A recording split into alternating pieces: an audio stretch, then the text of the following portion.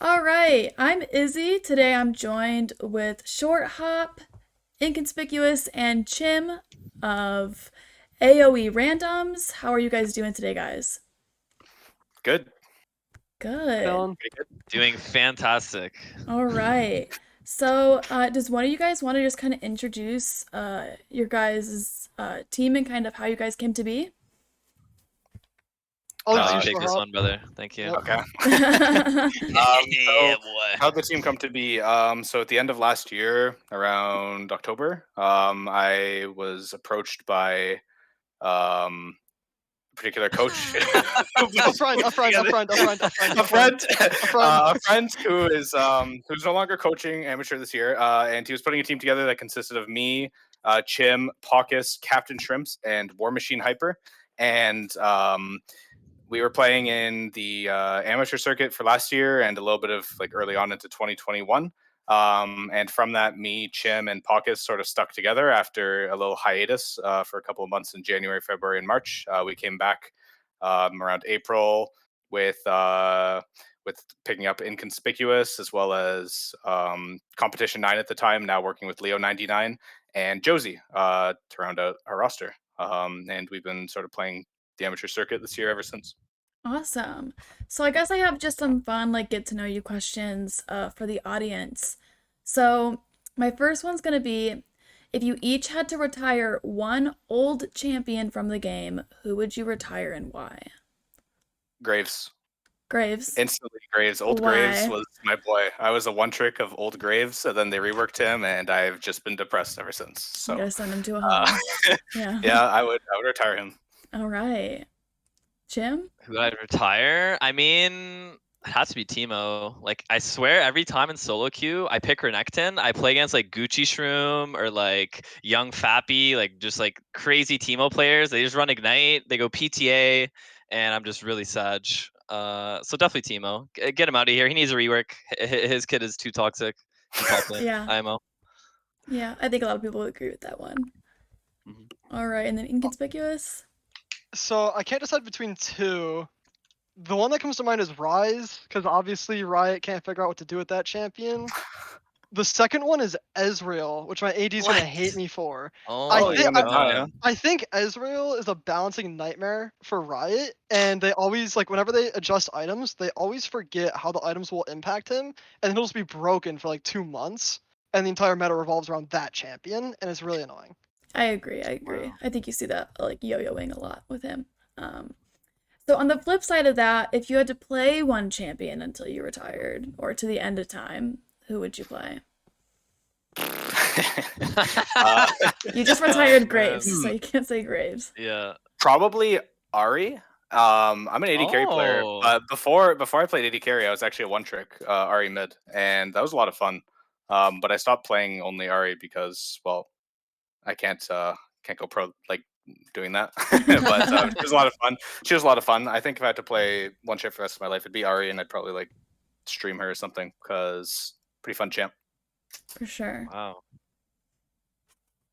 For me, I mean, it's probably between two. I mean, in the current state that she's in, it would have to be Gwen, because she's just so turbo broken and like so fun to play. Like once you hit a certain item breakpoint in the mid game, you just take over the entire game, especially for certain team comps. But we know she's getting nerfed to the ground. So realistically, I'd probably say Silas, because Silas is always going to be meta depending on if you counterpick into certain compositions, and he's just super fun to play. He can hard carry, and a high skill cap champ.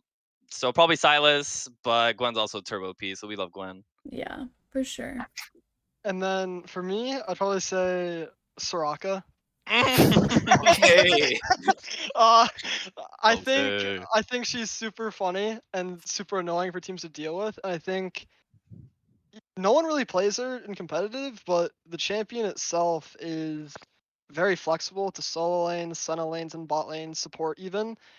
Massive headache with infinite healing. And I think Soraka will always be good.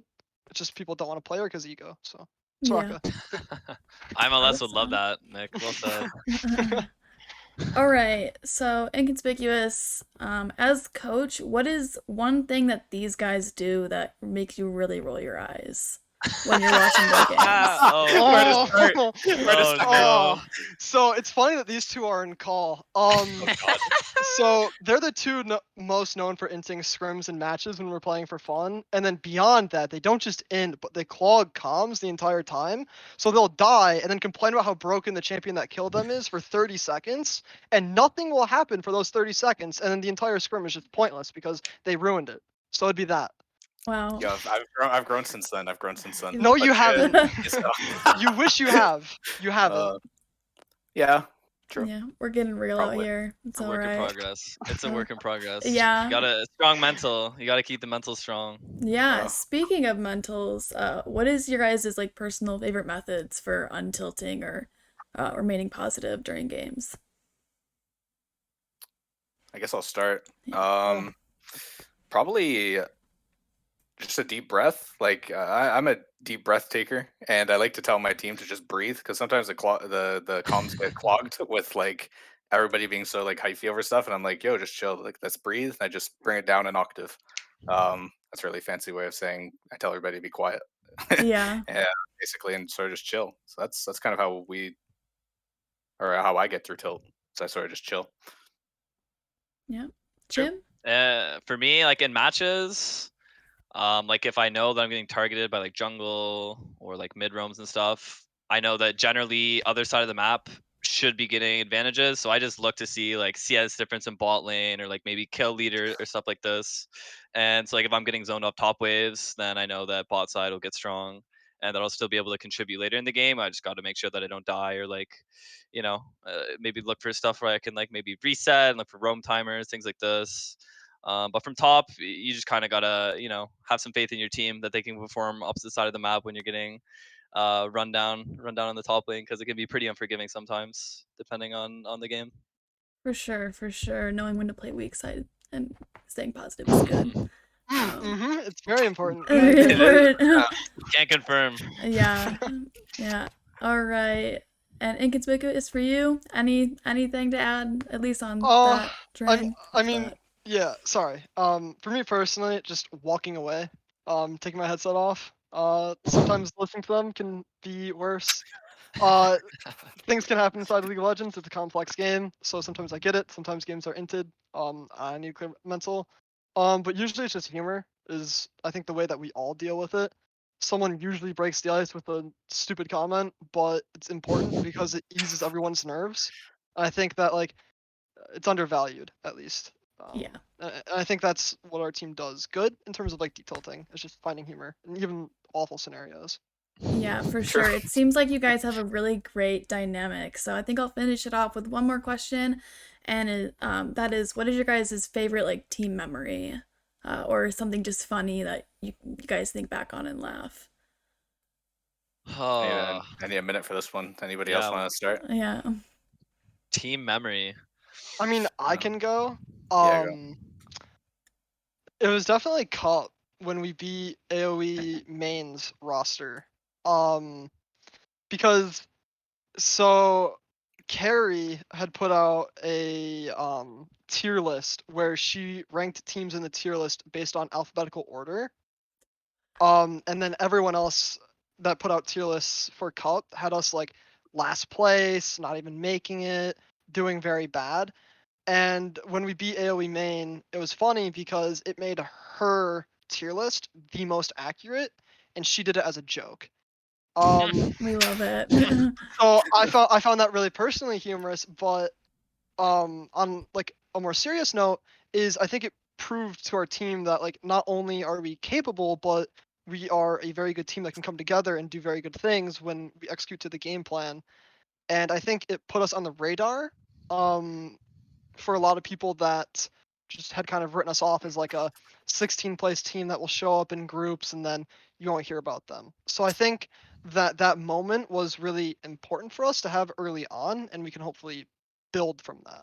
So that's definitely my most important or even funny memory as well. For sure, for sure. Got to keep the momentum, and I love that story. I think that's so funny that she had you guys ranked highly, and you guys were able to, kind of produce that. So I'm sure she liked being right and proving everybody else wrong as well.